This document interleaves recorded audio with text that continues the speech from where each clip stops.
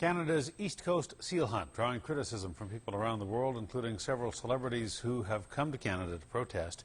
But there is another mammal cull that is getting less international attention, Japan's dolphin slaughter.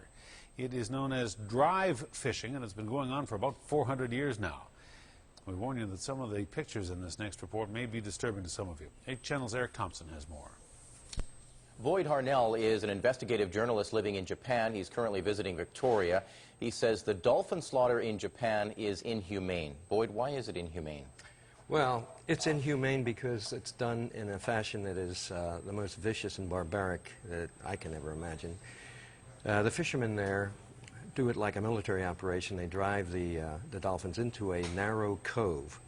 And they do this by putting these steel poles that are flared like bell-shaped at the bottom and create an acoustical wall that disorients the dolphin's sonar system, and they panic. And then after that, the boats circle the dolphins and drive them into a narrow cove, then viciously spear and knife them while they're still thrashing around. And they're bumping into each other, they're panicking, and some of the babies are killed in the process.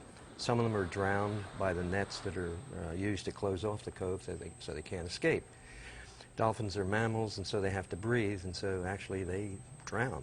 Now, this is conducted in secrecy for the most part. From what you've told me, 20,000 a year, the number of dolphins officially sanctioned by Japan.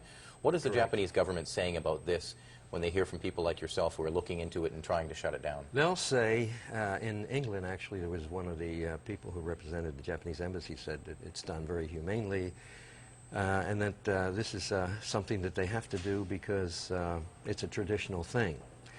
My answer to that is it's an anachronism. It might have been something where Japanese after the war were short of protein and they had to eat whale meat and perhaps dolphin meat. But as far as being a tradition, there's only 3 or 4 villages where they're conducting these hunts, and it's fueled by the captive dolphin industry, meaning some of the dolphins are selected for theme parks. And because of this, they're making $100,000 per dolphin. The rest is processed into cetacean food products, which are then sold in local supermarkets to people. Now, you have some concerns about the content of the meat. You're saying there's some mercury in absolutely, there are health hazards involved because there are very high levels of methyl mercury. And I just tested one when I just came from Taiji, Wakayama, where the slaughter takes place, and I bought one in a supermarket there. And the levels were over 4 times the advisory levels of methyl mercury, but sometimes the levels reach 50 to 100 times above the levels. How difficult is it for people like yourself, journalists, and then also activists, to get close to this dolphin hunt to watch it? It's almost impossible because it's done in secrecy. They put blue tarps, they hang these tarps in front of the cove so you can't photograph it. They block off all the trails to the narrow cove where the killing takes place, and this, by the way, is a national park. Why do you continue on this story? Because it sounds like it's not necessarily dangerous for you, but the Japanese government, you live in Japan, they're not happy with your actions. Why do you continue? No, they're not. And as a matter of fact, there has been a lot of violence related to this. The one actor who's on Law and Order, Billy McNamara, was assaulted when he went there to try and photograph the butchering situation.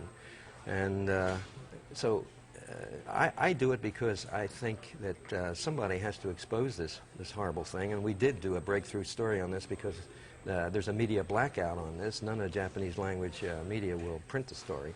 So we did a breakthrough at the risk of the editor losing his job. We did it in secrecy. The editorial staff didn't know about it, and the publisher didn't know about it until it was right in their face. So we laid it out, and I won a Genesis Award as a result of that. And that's handed out by the U.S. Humane Society? U.S. Humane Society. Boyd, we're out of time. Thank you very much for coming in and talking more about this issue with us. Thank you very much. Boyd Harnell is an investigative journalist living in Japan. 8 Channel's Eric Thompson reporting in depth tonight.